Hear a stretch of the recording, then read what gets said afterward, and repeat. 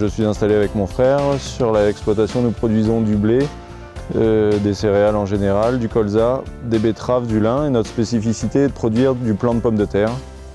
Nous produisons du plant de pommes de terre certifié. La production de plant de pommes de terre nécessite à la fois des investissements humains, des investissements matériels assez lourds, notamment en installation spécifique à la pomme de terre, aussi bien au bâtiment, des frigos et des installations de conditionnement et de calibrage. Notre organisation de producteurs produit des boutures qui ne sont pas mises en plein champ la première année. La première année, le développement de ces boutures pour donner des B1 se fait dans ce genre de serre, insect-proof. Les caisses sont remplies de terreau et la première génération de nos plants de pommes de terre se fait ici. Dans le cadre de la certification du plant, elle est contrôlée au même titre que les autres plants en première génération par les contrôleurs GNIS-SOC et vont donner des sacs de B1 qui vont être plantés pour la première génération au champ. Nous sommes le 10 avril et nous sommes actuellement en train de planter les plants de pommes de terre pour la plantation 2014, récolte 2014.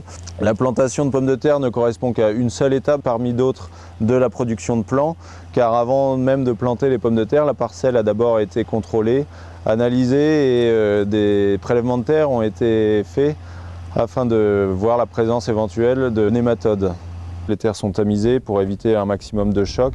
Nous plantons avec un système, comme vous pouvez voir, de planches de billons d'1,80 m dans lesquels sont plantés 3 rangs. Afin de viser le calibre le plus juste pour l'utilisateur du plant, nous matérialisons précisément tous les différents lots avec un schéma de champ qui est fait pour chaque parcelle et qui est fourni au GNIS-SOC afin de connaître sur chaque champ quelle variété et quelle génération de plants est plantée. Le travail que l'on fait au champ, à savoir l'épuration, va être accompagné par les contrôleurs GNIS-SOC qui vont venir visiter au minimum 3 fois la parcelle, mais en pratique ils le font beaucoup plus et qui nous accompagnent dans le contrôle. Et si le travail est bien fait, à savoir pas de problème sanitaire ni de virus, le certificat va être délivré suite au test ELISA après la récolte, mais le travail en plaine est déjà contrôlé par les contrôleurs GNIS et SOC. L'identification est faite sur chaque palox. Nous plantons donc des laidis clairs de classe SE de calibre 35-50 et l'origine du lot vient du syndicat du Boulonnais. On peut voir que c'est un plant de qualité, pas d'impureté. Le plant a été traité en amont de la plantation. Là, nous pouvons voir que le plant est au stade optimal. Il est au stade point blanc, prêt à planter et à donner du plant de qualité. Une fois ces prélèvements faits, l'arrachage peut avoir lieu en septembre généralement et donc ensuite les pommes de terre seront mises au bâtiment. À la récolte, les pommes de terre sont mises en frigo. La température de consigne est environ de 3 degrés pour conserver les pommes de terre jusqu'au dernier moment, au moment des plantations des pommes de terre de consommation. Chaque lot est identifié et rangé dans les bâtiments au moment de la récolte. Après avoir calibré les plants sont de nouveau remis au frigo. Et là, identifiés de la même façon, on y ajoute le calibre. Les conditionnements sont faits après la demande de certificat auprès des contrôleurs GNIS-SOC qui viennent voir le lot après l'avoir travaillé et au moment du conditionnement pour délivrer le certificat. Donc sur le certificat figure la variété, la classe, le calibre, le numéro de lot, le numéro de la parcelle et le syndicat. Ici nous sommes à Trépany. Les commerçants nous invitent à compléter l'identification du Big Bag par une feuille qui nous est fournie par, là en l'occurrence, Huchette Cap-Griné, où on retrouve les éléments principaux du Big Bag, à savoir la variété, la classe, le calibre, le poids, la date de conditionnement et le numéro de producteur ainsi que la parcelle.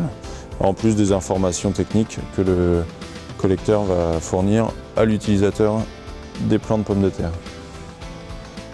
Ces pommes de terre ont été conditionnées et vont être destinées à un producteur de consommation qui devrait les planter dans les semaines à venir. Je suis producteur de pommes de terre sur une trentaine d'hectares en pommes de terre de consommation. J'ai toujours utilisé du plant certifié depuis maintenant une bonne quinzaine d'années que je fais de la pomme de terre. Pour moi, c'est une garantie, notamment au point de vue traçabilité, pureté variétale, pureté sanitaire. Et pour moi, c'est des points très très importants. Pour la pureté variétale, les garanties, déjà, c'est toute la traçabilité. Quand on reçoit les lots de pommes de terre, notamment en Big Bag, on a une étiquette qui a été fournie déjà par un contrôleur agréé par le GNIS.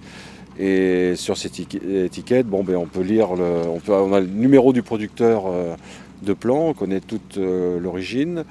On a la généalogie du plant, donc on connaît sa génération. La date de mise en Big Bag, il y a beaucoup d'informations. Étant entouré que de producteurs de plants dans ma région, je vois comment ils travaillent et je vois le sérieux, quoi. C'est rassurant. En général, à 95%, mes clients me demandent mon origine de plant. Parce que eux, derrière ça, travaillent avec des magasins qui ont mis en place des Global Gap. Donc, notamment Carrefour, ces gens-là veulent savoir l'origine du plant et ensuite comment a été suivie la consommation. J'ai un cahier des charges aussi. Je dois leur fournir des informations à la demande. Donc, l'origine du plant fait partie de ce cahier des charges. Et j'ai remarqué chez des voisins qui utilisent de temps en temps du plant fermier, il y a une différence visuelle. On voit des plants qui sont moins énergiques. Puis bon, si on veut avancer dans la recherche, je pense qu'il faut tous mettre un petit peu la main à la pâte et c'est ce qui fera évoluer la profession.